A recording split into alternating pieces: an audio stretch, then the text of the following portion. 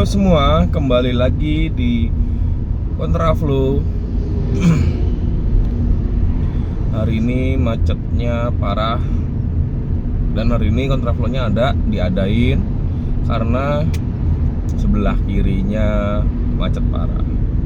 Kemarin nggak tahu tuh kenapa. Sampai keluar sana pun Sleepy pun masih nggak ketemu jawabannya kenapa. Tapi kayaknya sih kemarin gara-gara dari Tangerang ke Sleepy-nya macet parah. Jadi kontraflownya nggak diadain. Yang dari Bekasi ke Jakarta-nya nggak diadain. Gimana kabarnya semuanya? Mudah-mudahan sehat. Hari ini lagi musim sakit. Teman-teman di kantor gue pada batuk. Gua pun lagi batuk sekarang, makanya suaranya agak-agak bindeng nih. Iya nggak? Apa cuman gue doang yang ngerasain bindeng? Ya. Jadi kalau suaranya agak-agak nggak enak, mohon maaf. Semoga yang nonton sehat selalu, diberi kesehatan, yang sakit cepat sembuh. Nah, hari ini gue mau bahas apa ya? Oh iya, jadi gue sempet ngeliat di LinkedIn kemarin ada sebuah video iklan. Itu iklannya cukup panjang, 2,5 menitan, 2:45 hampir 3 menit seinget gue. Itu iklannya sebenarnya menarik, bagus iklannya. Secara story dia itu storyline-nya bagus lah, hampir ya mungkin masih di bawahnya Sirup Marjan, tapi dia punya storyline-nya bagus. Cuma pertanyaannya, iklan sepanjang itu mau ditaruh di mana? Mau ditaruh di TV terlalu mahal, pasti 2 menit lebih. Dan kalau dipotong pun, yang gua rasain misalnya dipotong jadi 1 menit, itu masih oke, masih dapat lah esensinya. Beberapa esensinya masih dapat. Cuman jadi kurang gimana ya? Karena itu ceritanya cukup nyambung, ya namanya cerita pasti harus nyambung ya. Itu untuk dipotong 60 menit tuh esensinya dapat tapi kurang gimana gitu. Apalagi kalau dipotong 30 detik. Kalau dipotong 30 detik mereka cuman akhirnya aja. Kan biasanya produk knowledge ada di belakang. Itu mereka cuma dapat akhirnya aja, 30 detik dapat lah. Gitu. Jadi seakan-akan sayang nih mereka bikin iklan selama 2 menit 40-an detik itu. Nanti yang ujung-ujungnya akan ditaruh di misalnya iklan Instagram, iklan TikTok atau YouTube, yang cuma dipotong ya 30 detik, 60 detik lah.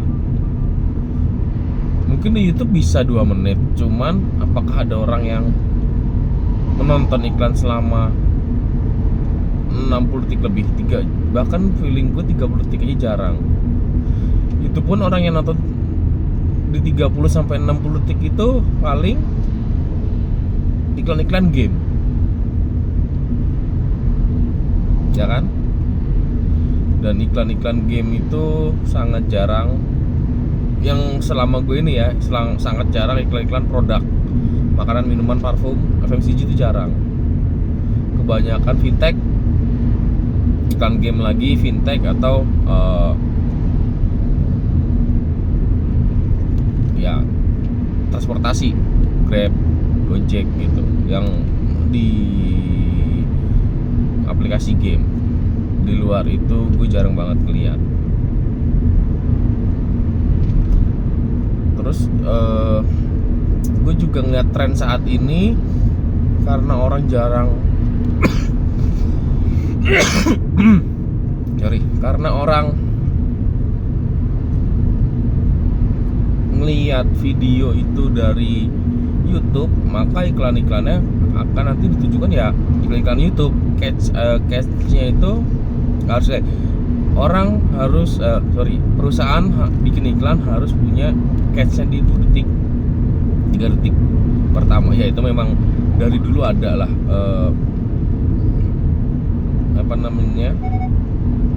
dari dulu memang ada ilmunya. Jadi catch itu di 3 detik pertama biar orang bisa nonton, nggak, kalau di TV biar orang nggak pindah channel gitu, biar orang liatin iklannya.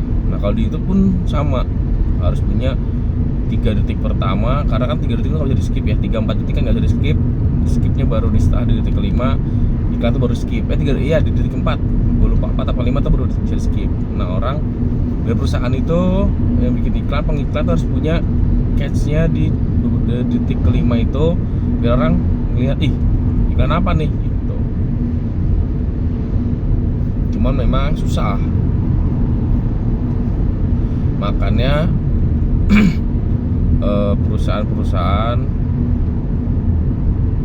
mulai beralih atau mensiasatinya ke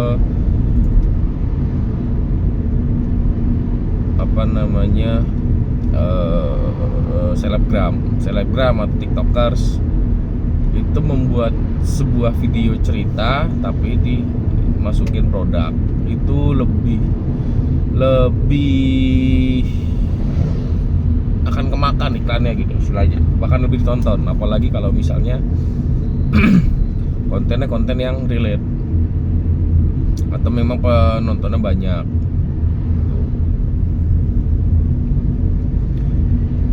Makanya sekarang banyak banget selebgram atau tiktokers yang mikro atau nano itu sudah menerima endorse iklan. Ya bahasanya sekarang endorse lah. Menurut gua itu lebih efektif, karena kalau kita bikin iklan, budgetnya misalnya bikin ya 1 miliar misalnya, let's say gitu, 1 miliar, lu cuma dapat 1 storyline yang akan dipotong jadi beberapa part gitu. Bisa ada request 30, 60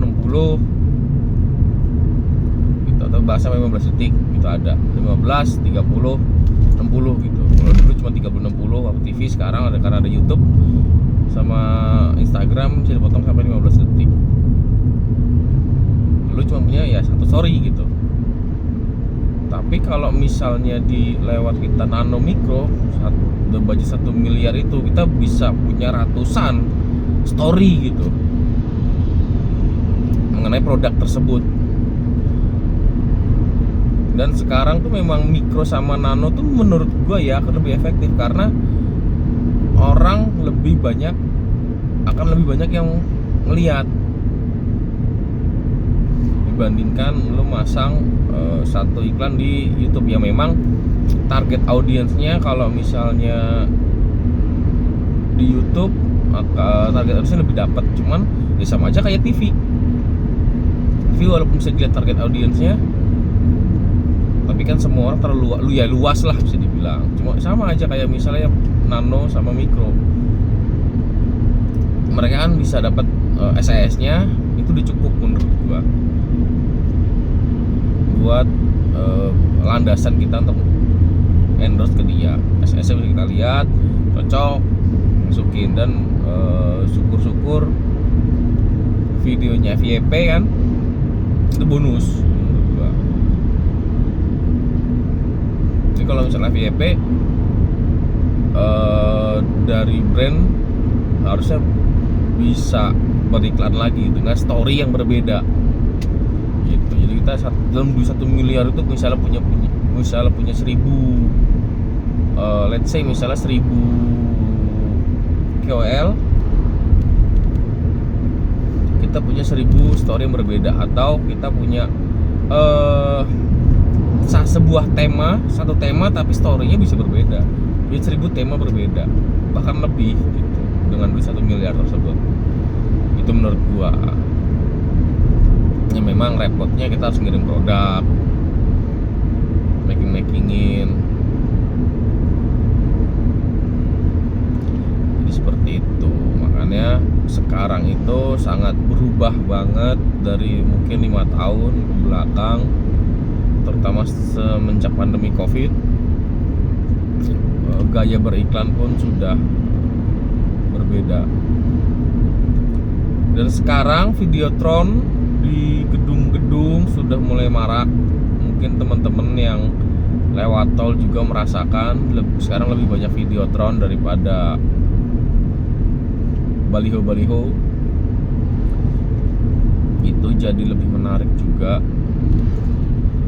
Cuman efektivitasnya gimana ya? Gue juga terlalu masif sih kalau misalnya ini. Kalau lu punya budget besar dan produk dengan range yang luas, bisa dicoba. Cuman kalau misalnya produk-produk yang khusus atau range-nya nggak terlalu luas, sayang buang-buang duit.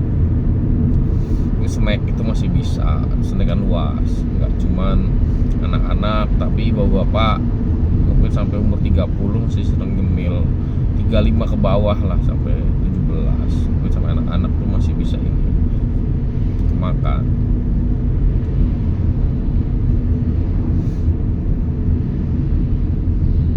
Terus media beriklan juga dari pandemi mungkin 2020 sampai sekarang belum ada tambahan, masih TikTok, Instagram, YouTube. TV sudah mulai turun beberapa, mungkin ada ya, kita tahu kemarin sempat gue cerita beberapa TV yang tutup, stasiun TV, bahkan beberapa stasiun TV pun sudah mulai punya channel YouTube sendiri. Oke, segitu aja, gue udah keluar di Kontraflow. Terima kasih sudah menonton.